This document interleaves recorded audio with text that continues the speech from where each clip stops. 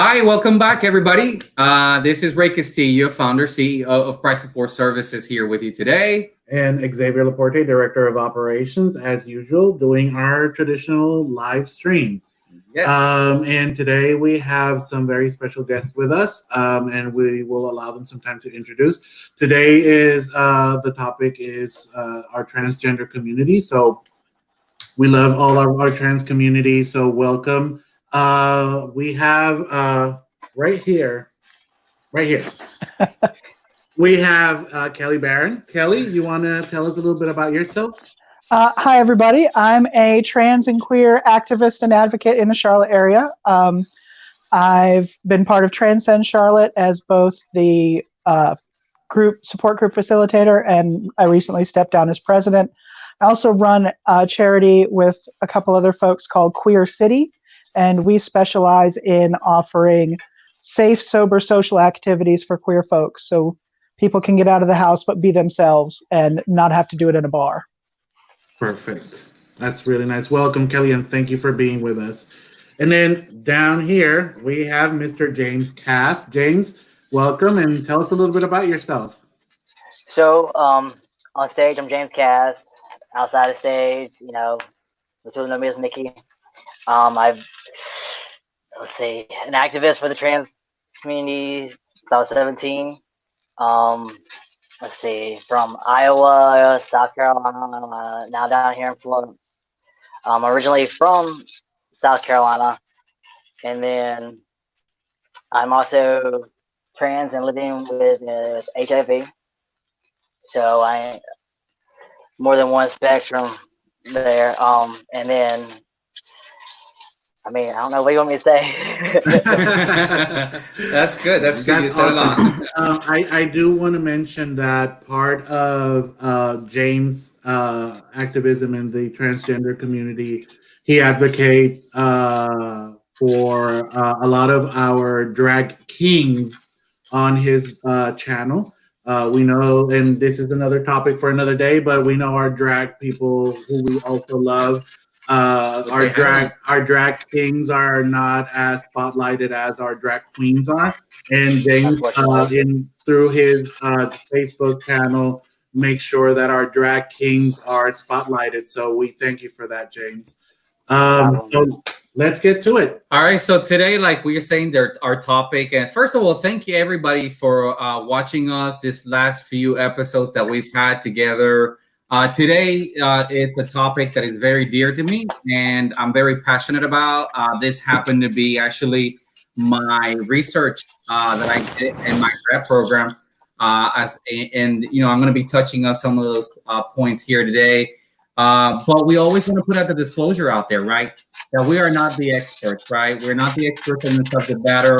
We take a lot of the information from, sources that are out there, such as the DSM-5, which is what we use to diagnose. Also, we use the any kind of source that is good, such as the HRC that everybody knows, the Human Rights Campaign.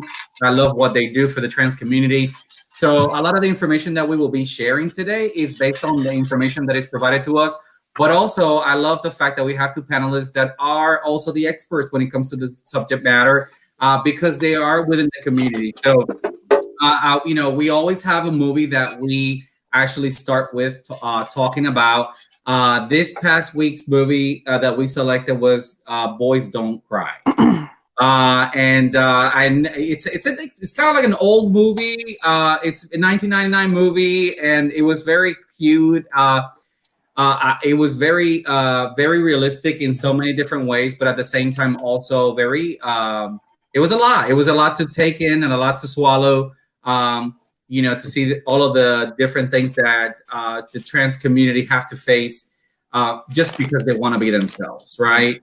So, and granted that in 1999, this was kind of like it set the stone. It was a pivotal moment because at that time we still were having a lot of issues with gender identity and the queer community. Yep. So the fact that they were able to put this movie out there that talked about the life of someone who not only was not normal, but that it was something that wasn't spoken about at that time was really something really awesome, from my perspective at least. Yes, definitely. And also, the fact that we're in 2020 today, and although we have made so many different advances within our communities and so forth, yet we still see a lot of discrimination, a lot of transphobia, a lot of, lately, which I think about it and it just breaks my heart. All the different, just the death that we've had in our trans community recently, just since the start of the year. And we'll talk about that later in a minute. But yeah, let's dig in a little bit about the movie itself and what it depicted. The movie basically is inspired by a true story. And this is a story of Brandon Teena, who, it's a young female to male transgender who happened to leave his hometown. So actually, we prefer transgender person rather than a transgender. Okay, perfect. Thank you. Trans person who leaves his hometown under the threat of his ex-girlfriend's brother. When he's discovered that he is biologically a female, right? And he resettles back in the do you want me to like jump in every time or just wait and hit the No. Okay, so there's no such thing as biologically male or female. Right. Okay. There have been so many points in the development of science where we thought we understood gender and sex. And every single time we're sure, it turns out we're wrong. So when we were in school, well, a little bit earlier for me than some of y'all, but that's okay. We were told that there was an X chromosome in the egg and the sperm comes in and it's either an X or a Y chromosome, and XX means female and XY means male. Right. And that was it. It made sense. People had, the XY people had outdoor plumbing and the XX people had indoor plumbing, but that wasn't the story. It turned out that there are dozens of combinations of X and Y. Some of them you will never know that that's what's happening with you genetically because there's no outward sign of it. Expression of it. Mm-hmm. Mm-hmm. Right. Yeah, because that's so then we're like, okay, well, you can have an XX or XY, and then there's all these other things. And, occasionally something will be, something won't come together right. And you'll have somebody that's got a little bit of both. And we're going to label that as intersex. Mm-hmm. Mm-hmm. But then it turns out that, well, you can have what they call physically ambiguous genitalia. Right. Mm-hmm. But you can also be internally ambiguous. There are people with only one set of outward showing plumbing, but both types of reproductive organs. Mm-hmm. Then we dig even further, and science has discovered that you can have, outdoor plumbing and you can have functional testes, but it turns out that you don't have XY chromosomes. Maybe you have XX chromosomes, but we've discovered all these other genes, 3 or 4 dozen of them, that depending on where they show up on your genetic chain, may have overridden that XX programming when you were in utero. Mm-hmm. So the concept of there being such a thing as biologically male or female doesn't make any sense because there's so much variation. People are just starting to accept that gender is a spectrum, but sex is a spectrum too. Mm-hmm. Very interesting. So, James, what were you saying? Because, like, with me, instant, I have one set of fallopian tubes and one ovary, and then I have an undescended testicle. I don't have a uterus or a womb. So, and I was born like that. Okay. So that goes back to what Kelly was saying. Mm-hmm. Definitely. Yeah, and I think with science, what I love about science is that we keep discovering things, and right. It keeps us in check. It keeps us giving us the information that we need to change our thought and thinking. Right, like you said. I mean, we're so used to the whole female male thing, right? And you're either female born or male born. Well, that doesn't, it's no longer like that. And this is why we want to do this, because we want to bring normalcy to what we, to our communities that we're not only dealing with, but that we face every day. Right. So thank you for jumping in on that. Mm-hmm. We want to normalize that there's no such thing as normal. We want to exactly want to normalize that there's no such thing as normal. And this is why we're so passionate about what we're doing with PSSC, with Price Support Services, is because we believe that every person has the right to be their best version of themselves. What you want to be is okay. What you feel, it's okay. We want to make sure that you understand that it's okay, so that you can live happily, regardless of what society, regardless of what science, regardless of what it says on a birth certificate, and that's what we want to do. But pretty interesting movie. I don't know, James. I don't know, Kelly. I know that. If you guys had seen this movie. But let's talk a little bit about this movie. What were your reactions when it came in, to this movie? Did it bring some form of reaction? Any reaction to you? Well, that's like with me in the movie. I saw it before I, realized I was trans, and I was a kid watching it just in tears. Like, how can people like do that to somebody? Yeah. And then back in 2017, I had the first gun pulled on me in a parking lot for me being me. And then I'm high functional autistic, and then ADD and schizophrenia. So I don't have a sense of danger. There's like 15 behind me, don't move, Mickey, don't move. And I'm like, mine's 9. How big's yours? And he walked away. Yeah. But it's like those things actually happen. Yeah. Because people are uneducated, and we are by society taught to fear, bully, and hate what we don't understand. Because if you ask a question, can you tell me about that? It's you showing us you're weak because you don't know everything. Yeah. So, and that's just how society has preconditioned everyone. Yeah. Yeah. Thank you, Kelly. What is your thought on that? Thank you so much. I remember seeing it when it first came out as a teenager, and I was just struck by the lack of humanity on the part of the individuals who murdered Brandon. But I remember coming away from the movie not with really much of an understanding of transness, just the horror of not being accepted and not being believed, because here's this person telling us who and what they are, and society is screaming no. Mm-hmm.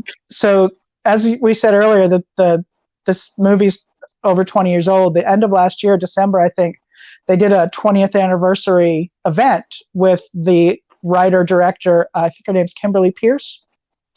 And she talked about all of the things that movie meant to her at the time, but also all of the things that she's learned about herself and transness and the trans community since then. And she actually ended up almost apologizing for a lot of the aspects of the movie and a lot of the ways she tackled some of the things in the movie. She has since come out as genderqueer. She said even back then she felt some affinity to Brandon. She felt some connection, but she wasn't quite, she didn't think of herself as male. And she's since come to understand that transness is this massive umbrella that simply means I'm not the gender that they put on the birth certificate when I was born. But there's an implication in the movie that early life abuse that Brandon suffered had something to do with his transness. Mm-hmm. And that's absolutely not how it works. Nope. And so that's been a big complaint against this movie for a lot of folks. They come across this movie, they watch it, it's a watershed moment in their life, the light bulb goes on, oh my gosh, that's me. But as they develop and learn more about themselves, learn more about the community, they start to see some of the ways the story was told the best way it could be at the time. Right. Exactly. But it's not necessarily aging well. Yeah, And- and I love what you're saying, Kelly, because I think there's a lot of confusion, or I don't even know how people think sometimes. It's the same thing with the gay community, right? Well, you're gay because you were abused as a child. No, not necessarily. That is incorrect. For some people, maybe they have experienced unfortunate events happening to them when they were young, but that is not the case for every Right. gay person out there. That is not the case for every trans person out there. So I'm glad you're bringing that into this, because it's important for people to understand and know that it's not because of those things. Right. You know who you are, and you want to be who you are, and that's okay. Yeah. I'm getting a little emotional here. That's okay. It's too don't start yet. We're only 15 minutes in. Let's see. I'm probably gonna cry too. So, There's another thing I wanted to point out, that Yeah. there's this idea that trans people always know. And there are a lot of people that know from as far back as they can remember. But then there's folks like me who apparently lack a certain amount of self-awareness. I don't know. I was 42 years old before a woman I was dating said, "Do you think you might be trans?" And I thought that was the dumbest thing I'd ever heard. Because of course I'm not trans. I'm a guy. Look at this beard. I'm not a woman. I've been chasing them all my life. Certainly I can't be. Like, I know all about trans people. I've seen movies. I've seen, interviews. They always know. And I didn't always know, so clearly I'm not. So about 4 or 5 weeks later, I started the long process of admitting to myself that, damn, you're a woman. So and now I can look back on my life now and see things that make me realize, okay, that was a sign. Okay, that was a sign. Okay, that was a sign. But I didn't know that's what was going on as I was growing up. I didn't realize the fact that I never fit in was that I didn't fit in my own skin. So that's another thing that seems that some people come away from the movie with, is this idea that you always know. You don't necessarily. You might, but you might not. I was 4. From the time I was 4, all the adults, no, you're a girl. You're not a boy. You can't grow up and be a dad. You can't be the husband. And I'm like, why not? I'm a boy. I had my first breakdown at 11 years old, because my grandma used to tell me, if you turn out like your mom, I'll disinherit you. And that was because my mom's a lesbian. And then you have too many lesbian tendencies. You act too much like a boy. You need to get a boyfriend, or I'll disinherit you. So it was just a constant my entire life. Yeah. Well, so I ran away at 16. Wow. It's really hard. And again, I'm trying to not to get emotional. But it's hard because and this is what we were talking about before the live. We focus sometimes so much on what sets us apart as a community. We hone in and kind of get that tunnel vision of, well, I'm a gay man and I'm nothing like a trans person, and I'm nothing like a lesbian, and I'm nothing like a straight person. And we forget about the hardship, especially us in the LGBTQAI community, the hardship, what we go through, our story, how similar we all are in how comfortable, how we seek and desire to be so comfortable in our own skin, and how society chooses to push us in the other direction. It's like you can't fit, you have to fit this mold, and we struggle all our lives because we don't fit the fucking mold. It's not the mold that was intended for us. That is not my mold. And and that's kind of what we forget sometimes. It's not about being trans. It's not about being gay. It's not about being lesbian. It's about we don't fit a mold, Right. and as a person, that is okay, and that's what brings us together. So go ahead, James. So my only like real discrimination that I've ever experienced is from the lesbian community. So Wow, okay. Yeah, I've actually had some less than wonderful experiences with cis lesbians too that yeah, don't accept my gender because of my plumbing, as it were. And hey, here's something else I wanted to make sure we touched on. There's a lot of discussion, especially in the queer community, about preference. Because, you know, there are some things that are so common they become cliche tropes on dating sites. Mhm. No this, no this, no this. yeah. Everybody knows what we're talking about. We don't need to throw the Mhm. ugly out there. Right. When it comes to trans people, those assumptions they're just that. They're assumptions that aren't based in fact. You know, someone might not want to have a physical relationship with someone that has this type of plumbing, indoor or outdoor, pick your poison. But not every trans person, to make conversation easier, let's focus in on a trans woman. You might have a man who considers himself straight, finds himself attracted to a trans woman. She reveals that she's trans. He's not interested anymore. But there are some assumptions in there that need to be addressed. First off, it's possible that she has the plumbing that he is interested in. You don't know what a trans person is living with. You don't know what they happen to have. So assuming trans woman means outdoor plumbing still is problematic because it's not necessarily true. Second, even if that person does happen to have that set of genitalia, doesn't mean that they want to use it sexually.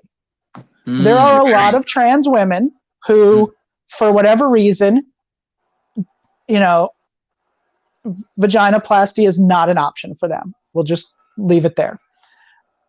That doesn't mean that they still want to use their parts sexually. That's like Or my ex-wife, she didn't want to use her plumbing sexually. Right. You know, Yeah. I married a trans woman.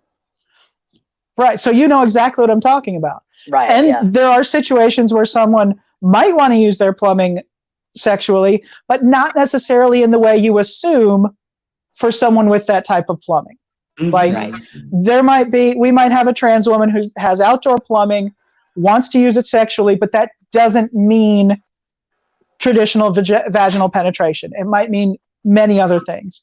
So the assumption that you know what a trans person wants sexually right up front to be able to say, I don't want to date a trans person is a little iffy because you're making assumptions about who they are, what they want to do, and how they want to interact with you as their partner. Right. Because that's like, you know, myself, you know, I date gay men. I sleep with gay men, you know, but I'm a dominant bottom. You know, Dominant top. I use Probably my not surprising. You know, I use my plumbing and it surprises people. Well, then why did you transition? You know, you just ended up being straight. No. Because it has nothing to do. Right. Yeah, exactly. You know, I do not find straight men attractive. Yeah, and for those of you who out there who have been to our group sessions, we talked about this and the importance of understanding that we are all under the queer umbrella, and under that queer umbrella, you can, a trans person can be gay, a trans person can be lesbian, a trans person can be,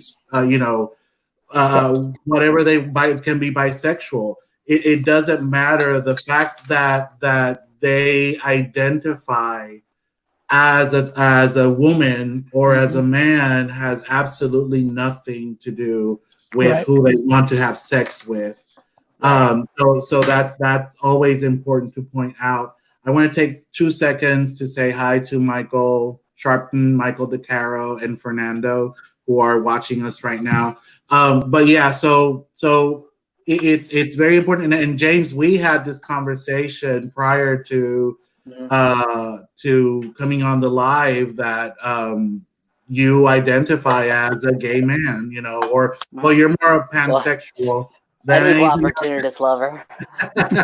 Well, and this is a hey Byron, and this is where I have issues with, right? And let me tell you honestly, it wasn't. I was, you know, we've shared our stories many times on here, but I came in from being married to a woman for over 20 years and with 3 children and a religious background and a Hispanic parents and very traditional, right?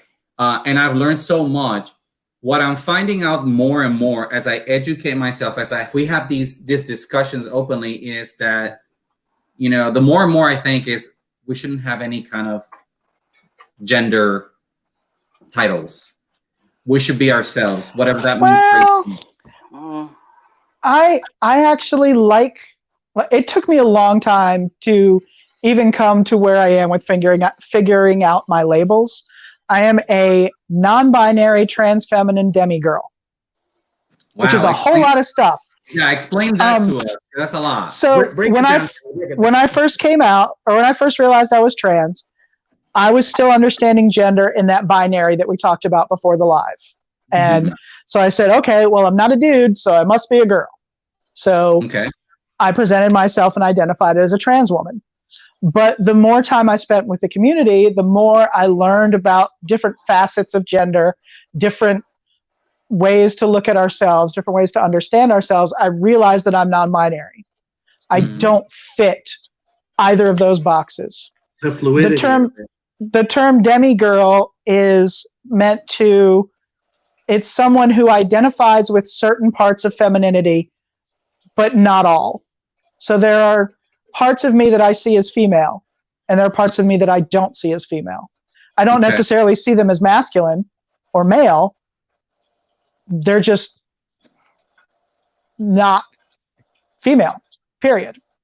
I consider all my body parts female, but there are parts of me that are not female.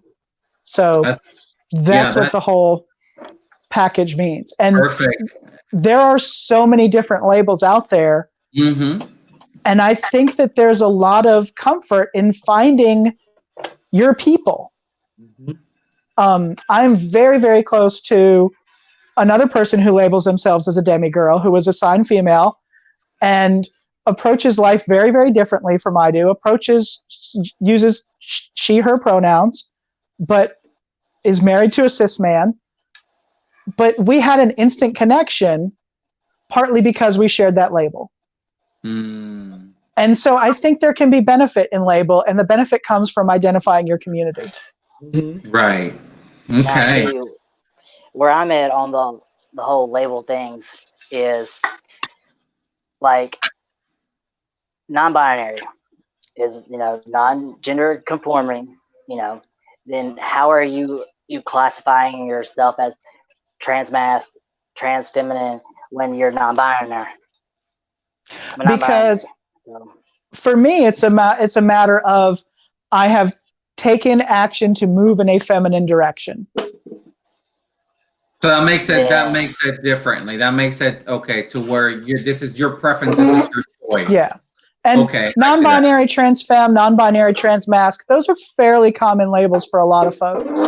And it is about claiming that part of you that's moving in that direction. Like, I may not be male, but I spent 40-something years living as a male. So I think that that's still a part of me because it contributed to my development and who I am. Now let me ask you. Jace, I'm sorry. Go ahead. See, I'm one that goes by like definition, like, you know, definition of transgender, and then the definition of transsexual. Okay. You know, I'm a transsexual man because I have medically transitioned. Sure. Okay. You know, so and that's, you know, people who want to claim any label, that's great. Everybody should be able to claim whatever label they want. But for a lot of folks, that transsexual label is really negatively emotionally charged. Like, I have taken medical steps to transition. I have taken legal steps to transition. My birth certificate now has an F on it. But I don't identify with the label transsexual. Sure. Um, Can you explain real quick, Kelly? Because I really want why is it? Why is that? Because I wanna make sure that people understand. Because for a long time that was used as a slur. Right. And there are folks that are reclaiming that, and that's great. Every time we reclaim something that's been used against us as a community, that's awesome. We have reclaimed queer. I am proud to call myself queer. Mm-hmm. I'm not fighting the fight to reclaim the label transsexual, and there are a lot of people that make that same choice. So it's not a term to use until someone tells you this is how I identify. Yep, and I love it. Right. Thank you for making that point. Yeah, because like I'm one that says, I don't want to offend anybody when I say the word, but if I call myself a tranny, you can call me that too. That's That's how I right. just identified myself. That's right. That's See, right. I've gone back and forth on that word. To me, it was very empowering at first, and now I don't know. I don't like it as much. And I mean, that's kind of human nature. Our attitudes about things change and fluctuate. And I think that goes back. I think if from a perspective of humanity, right? We can see it that's it's the right thing to ask a person first before assuming and before jumping into conclusions and calling a person for something that they may not. And I think that's good. But there was a question that I wanted to ask you both. Well, I'll ask you both because I want to hear from James in Florida and you, Kelly, here. How is the trans community in Charlotte? Are they united, or do you see? How do you see that? Charlotte's interesting. Our queer community is really fractured in a lot of different ways and across a lot of different lines. So I think that the trans community in Charlotte is unified on one level. I know that when we did the Trans Day of Remembrance this past year, we had a huge turnout. We had, it was 5 or 6 different organizations, and myself and Jerry Yelton from Charlotte Pride we're the ones that came together first and brought the other organizations on board. And like I said, I think we ended up having 6 or 7 organizations working together to put on a massive event for Transgender Day of Remembrance. And it was really touching. Took me days to recover emotionally. But for smaller things, we just can't necessarily seem to always come together. So yeah, I think that the connection is there, but it's tenuous, is the most honest and frank way I can express it. Thank you so much. And Byron, we'll get to your question in a minute, but I wanted to go back to James. Yeah, James, how do you see that your trans community in St. Petersburg? So I've got to experience the community from the Midwest all the way down to Florida, in several different states. And I love it here. It's like we have trans individuals who are title holders in the pageantry system. They're going to nationals. And then it's like, I don't know the word to explain it, but we have the trans services here at Metro. It's really big with the youth. And I mean, it's just another thing. We don't stick out like a sore thumb. Because we're just another person. Right. So that's beautiful. And Kelly, do you see that differently here in Charlotte? I do. And I think we have a surprisingly large transgender population in Charlotte. Yeah. Charlotte actually has a decent reputation amongst the transgender community nationwide as a fairly safe and supportive place. And we do have a lot of support in place. We have Charlotte Transgender Healthcare Group, which does amazing work at keeping each other up to date, working together to share resources, to make sure there's as much support as possible for folks going through transition. We have Transcend Charlotte, we have Gender Lines, we have There's Still Hope, which is a fairly recent group that's come together to start addressing trans homelessness. And all of this, we also have Time Out Youth, which is extremely well funded, has been with us, has been just a figure of the community for a long time. And I think that we do have a lot of support, and that makes us a popular destination for trans folks who don't like where they are. But the bigger our population gets, the more friction there's going to be, and the more different ideas are going to come to the table, and the harder that is to manage. I also think we have an extremely young population in Charlotte, and younger folks, I'm in my 40s, but my wife is in her mid-20s, and I find myself with younger folks simply because shared values more so than, the number at the end of your name. And a lot of these younger people have a very different attitude about gender, and they don't want to blend in. They want to stand out. They want to be loud about who they are, either for their own sake or to be the person they didn't have when they were young to look at and say, oh, that's who I am. Or, oh, it's okay to be that because look, they're doing it. So I think it's different from that, but I don't think it's a bad thing. I think that it's just, like I said, it's different. Great, thank you. And there was a question that someone asked that was watching is, can you tell me why it's so important to be labeled? Can you just address that real quick, Kelly? For me, like we touched on earlier, that I think it's a matter of finding your community and feeling connected to people like you, feeling connected to people who have been through similar situations. I think it's an easy way to identify who you are, and the types of folks that you're looking to have around you. Yeah, thank you. I from my perspective, labeling should not be about how I identify you. Right. Labeling should be about how do I identify myself.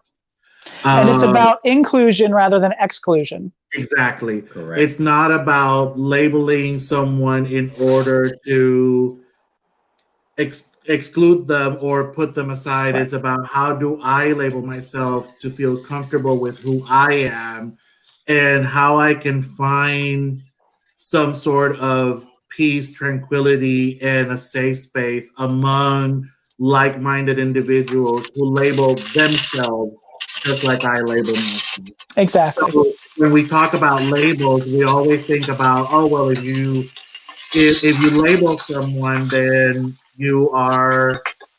it's a bad thing. No, because it's never about the label that I make for you. It's about what label do you make for you so that I can start respecting you and addressing you according to your label.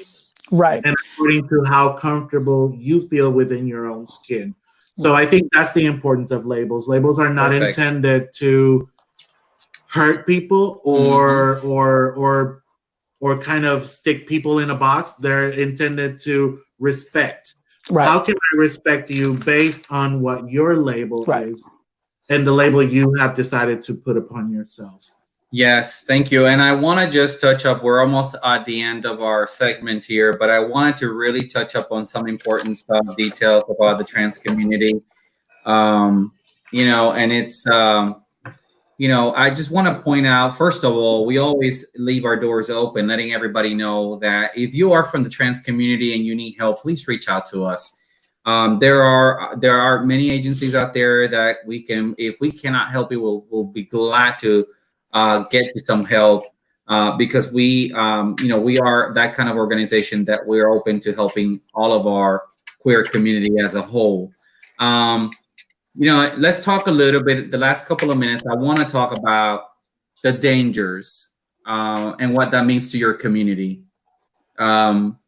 We know that I went to the Human Rights Campaign website, and it registered there in 2019. There were 26 trans people killed in the U.S. alone. So there was actually 32, 36. Okay.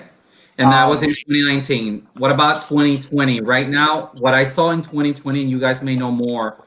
2020, right now, we have 6 trans people that have been killed in the U.S. and in Puerto Rico. 3 in Puerto Rico, which is very dear to me because that's my hometown. That's our hometown, actually. So let's talk a little bit about that. What do you guys want to talk about as far as that? I want to recognize. I'm sorry. Go ahead. Did you have something, James? So in July, one of my friends was actually shot in Charleston, South Carolina, the street over from me, for being trans. So Yeah. That number 13, it hits hard. Yeah. I'm sorry, James. That's it's hard. Yeah. It's hard for all of us, I think. And that's why I said I kind of started to get emotional at the beginning of this discussion, because it's not about just the trans community. It's about, why can't people let people live? Yeah. Why can't who makes the choice of how you are going to live your life? It's and I know Ray hates it when I get potty mouth, but I learned from a very good friend, and I don't think she's watching, but Kathy Ellis, I love you. She taught me. She said, Xavier, my opinion on this is, if you don't fuck me, feed me, or finance me, you don't get to have an opinion. Okay.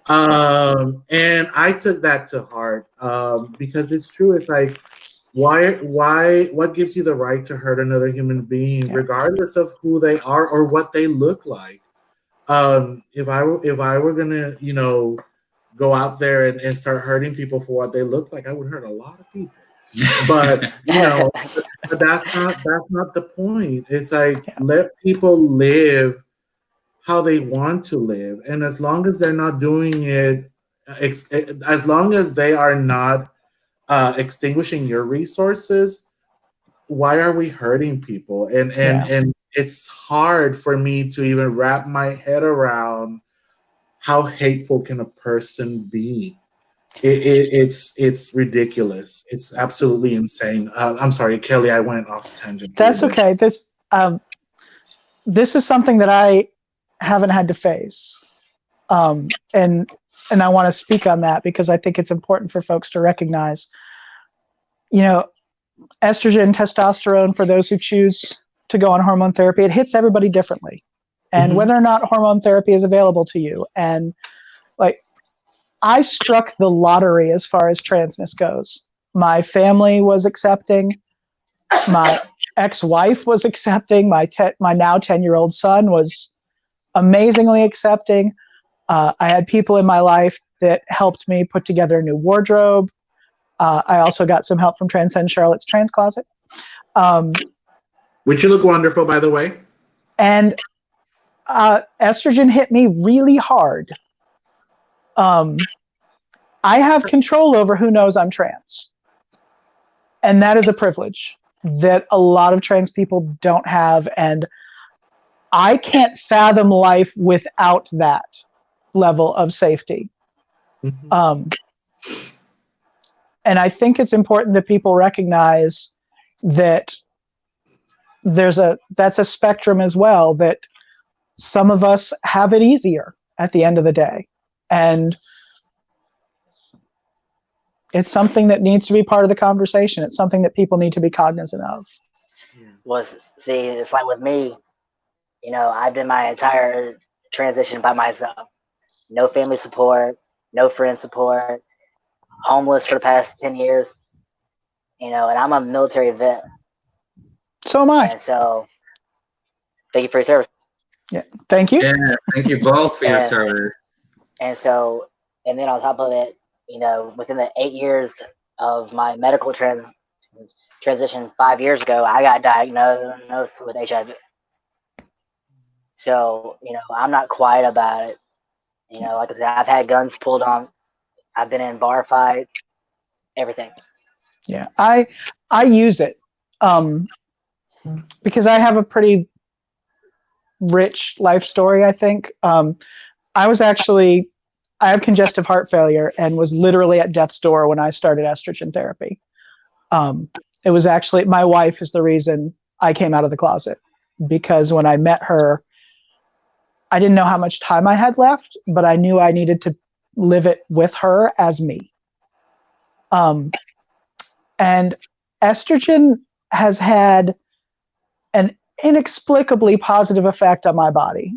My congestive heart failure is not what it was when I started estrogen. So I can literally say that transition saved my life. I use this privilege this way. I will connect with folks that have issues with trans people or questions about trans people. I'll connect with them on some level before they know I'm trans, and then reveal that I'm trans.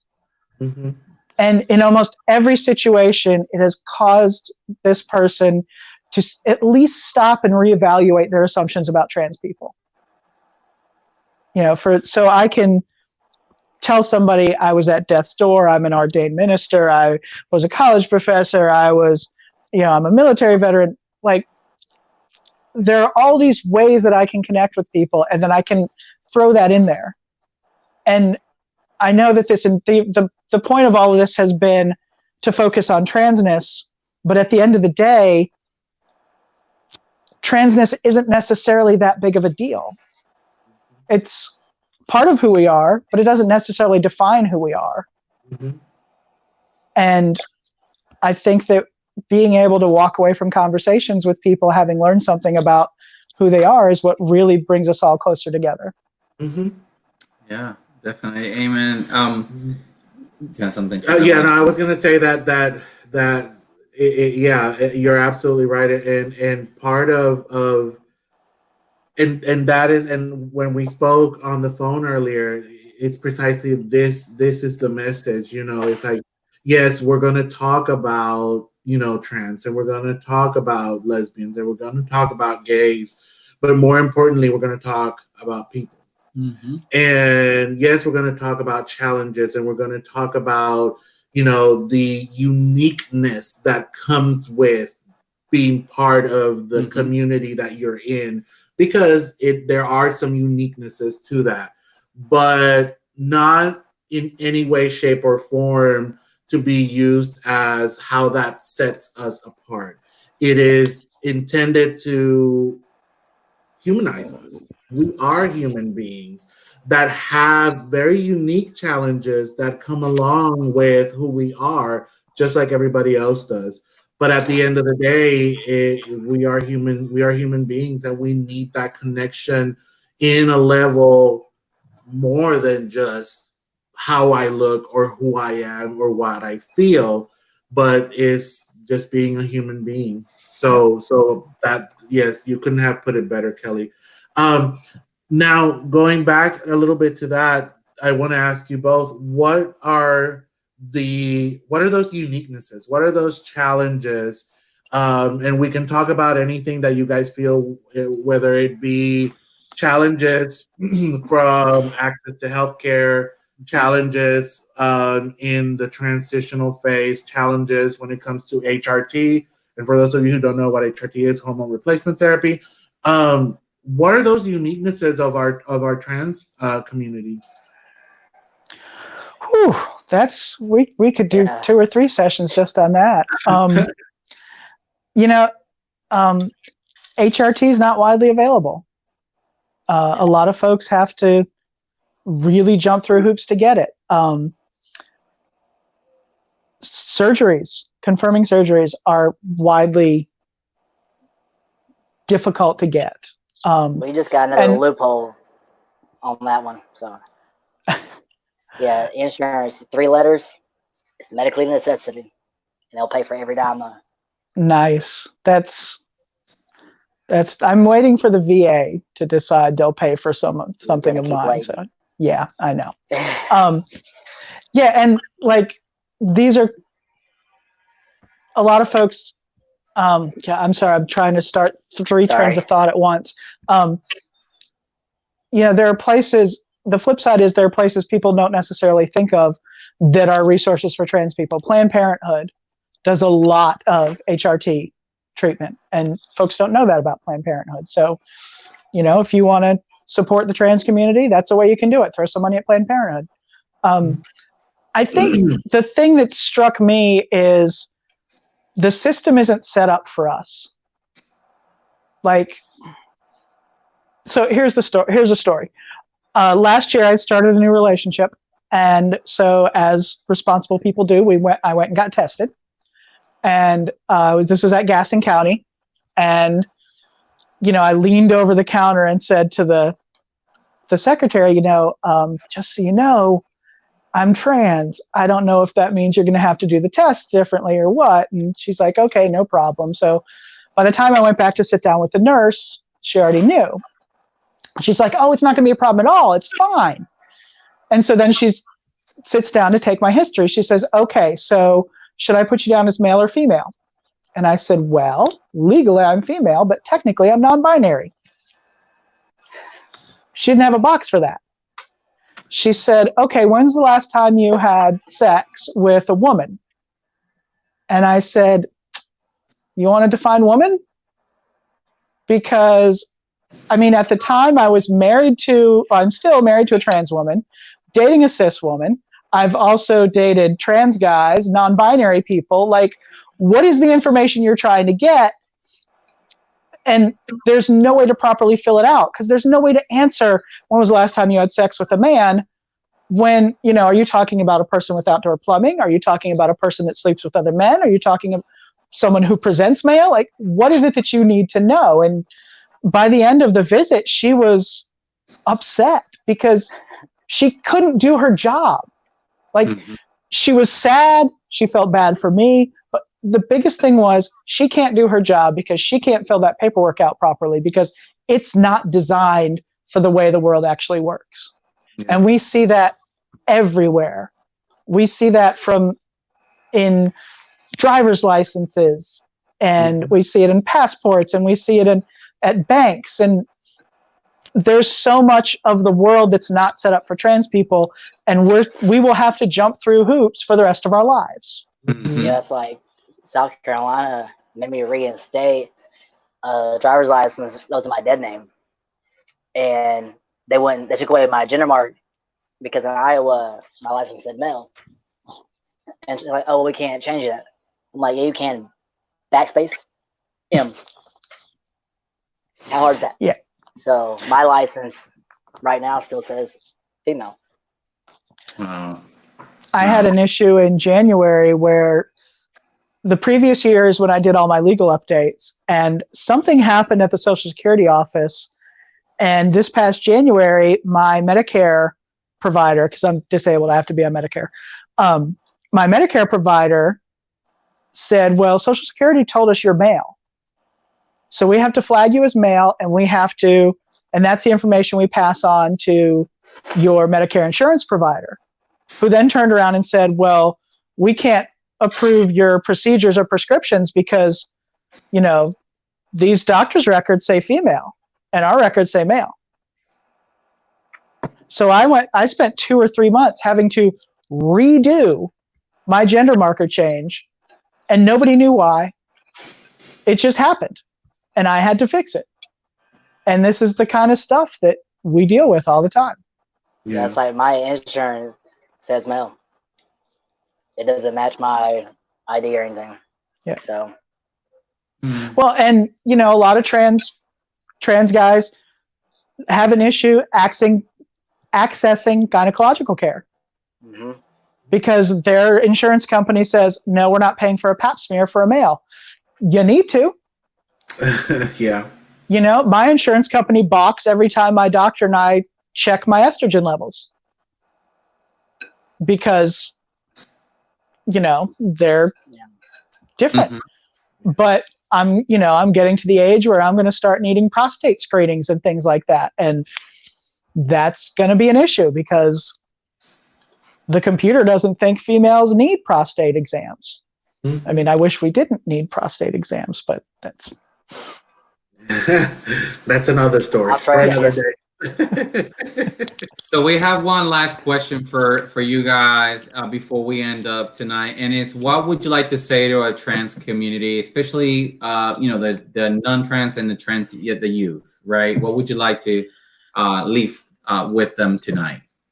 I want to say I miss you guys. Like, I'm normally out leading support groups and running game nights, and I miss everybody. So yeah, this has really driven home to me how important it is for us to do things together as a community. Mm-hmm. And yeah, that's what I want wanted. you with us, Kelly. I'm sorry? We want you with us. Yeah, so that's the thing I want to say. I miss y'all. I can't wait till we can all get back to normal. And, I'm not sure if I have anything else. Thank you. How about you, James? What I can say is what I say to every youth that I meet. You don't have to go through your transition alone. I did it for you, so you always got a brother here. Yeah, I cried a lot of tears in that closet, and I swore up and down that none of them would be in vain. Yeah, we all did. We all cried, and that is one thing when Ray gets up in his pedestal. That's one of the things he always says. He's like, I cried too damn much coming out of that closet to ever go back in there. And I won't allow anyone to shove me back in that closet. So whoever's feelings got to get hurt. All right. Okay. Well, guys, James and Kelly, stay with us a little bit for a few minutes after we end the live. To everyone out there, as we always say, we love you. We're here for you. It doesn't matter who you are, where you are. Please, please respect each other. Please love each other. It does not matter who you are, where you come from, or who you are. Be yourself. And always be the best version of yourself that you can be. And reach out for help if you need us. We're here. We're here for you. Thank you. Take care. Take care. See you next time. Bye. Bye, everybody.